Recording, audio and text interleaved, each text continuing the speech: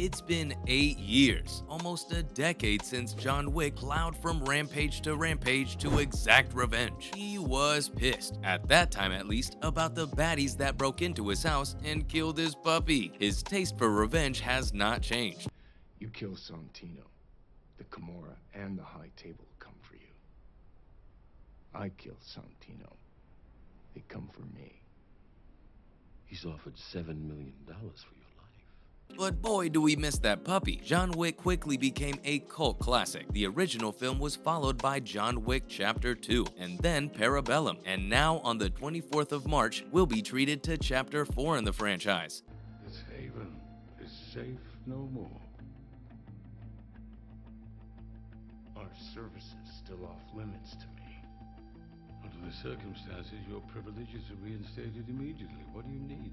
The new films will be in the hands of director Chad Stahelski again, and it will be written by Shay Hatten, who also wrote Chapter 3. Shay will be assisted by Michael Finch of Predators fame. There has been a slow boil of rumors and news about the plot, and the trailer has given some away. So before we get into anything else, let's have a look at what we can expect.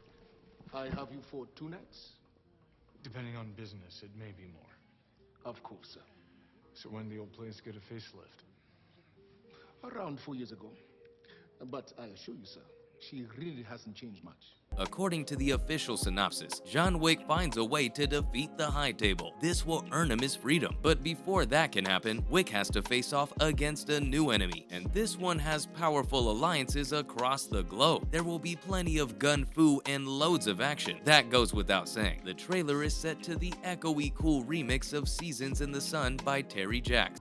You want me to kill Gianna D'Antonio? I could never do it.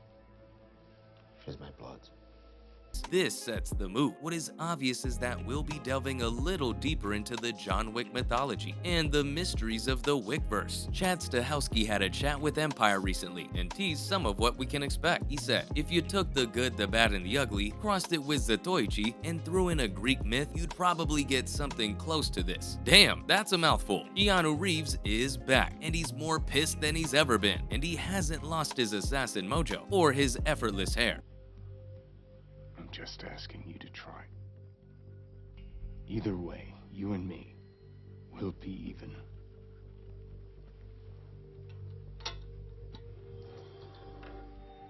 We left him in Parabellum after he was double-crossed by Winston. Remember, he got shot off a roof. But if there is one thing John Wick does as a matter of course, it is to survive. He's delivered to the Bowery King and agrees to take down the High Table.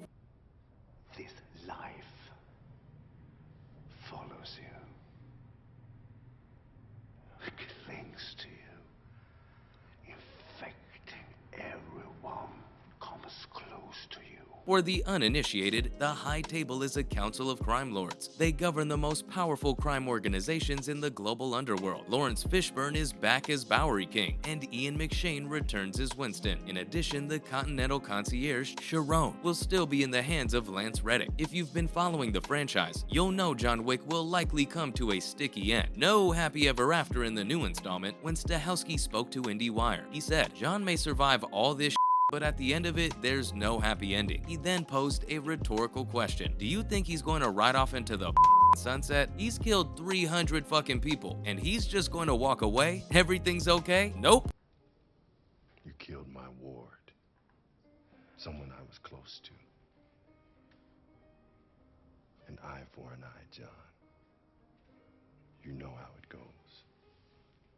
Come to think of it, we don't. No sudden love interest and John Wick disappearing into the sunset. To use the director's words, he's for the rest of his life. It's just a matter of time. There is a silver lining though. We get to spend some more time with Wick. Chapter 4 will run longer than any of the previous installments. It lands at around 150 minutes. And just when you thought the Wickverse had run out of assassins, a spin-off is mentioned. Lionsgate is working on a movie called Ballerina. It will star Ana de Armas, and Les Wiseman, who made Live Free or Die Hard, will direct. Wiseman and Shay Hatten will write the script. This film follows a killer assassin who's out for revenge after her family's killed. Yeah, that old chestnut. It doesn't sound new and fresh, but what the heck. There's no release date for Ballerina yet, but they're going all in with the TV prequel series. It'll be called The Continental and is due to appear on Peacock this year. The title gives some of it away. The series will explore the origin story of the Continental Hotel. This is essentially a completely individual character in the franchise. Young Winston Scott, the manager of the hotel in 1975, will be the protagonist. He has to face a past he left behind. Winston charts a dangerous course in the New York City underworld as he attempts to seize control of the hotel. It is, after all, a venue and meeting place for the most dangerous criminals in the world. The series was initially slated for Starz, but then moved to Peacock. It will also feature a young Sharon, played by Ayomide Adagun, and Peter Green, Ben Robson, Hubert Point de Jour, Jessica Lange, Michelle Prada, and Kate Nung will also make an appearance. Sadly, the young John Wick is absent from the roster. So, will there be a John Wick Chapter 5? Rumor says yes. In August 2020, it was announced that Chapter 4 and Chapter 5 would be shot back to back, but lots has happened since then, and we all know that the post-pandemic movie industry schedules are about as organized as wet mud in a tumble dryer. So now it doesn't look like the back-to-back plan will be coming together. We haven't had any updates either. Again, will there be a Chapter 5? Our bet is yes. They'd be stupid not to make it. John Wick installments have always ticked the boxes as great standalone action films too, and Keanu Reeves has made the character his own in so many ways. The visual style in the filmmaking is distinct, and it works. You can see it when Wick reloads his gun, and you can experience it in the deadpan dialogue. And as far as the story goes, it works on a practical level because it keeps on emphasizing the rules. While each film runs perfectly well on its own, it keeps on reminding you that it's part of a franchise, and that is pure genius. But before we got all excited about Chapter 5, Chapter 4 still has to happen, and some are saying it may be the worst John Wick to date. Why on God's green earth would they think that? Okay, so the bar was set excessively high in the previous 3 films. That is a challenge. The action sequences have been fantastic, and the world building and character development has been a masterclass for lesser filmmakers. So, both the expectation and anticipation for Chapter 4 are sky high. We all know what fans, us, can be like if we're disappointed, and then filmmakers often try to replicate the success of the preceding films in a franchise. It is the #1 reason sequels are often derivative, and predictable, and without energy, and lazy, and.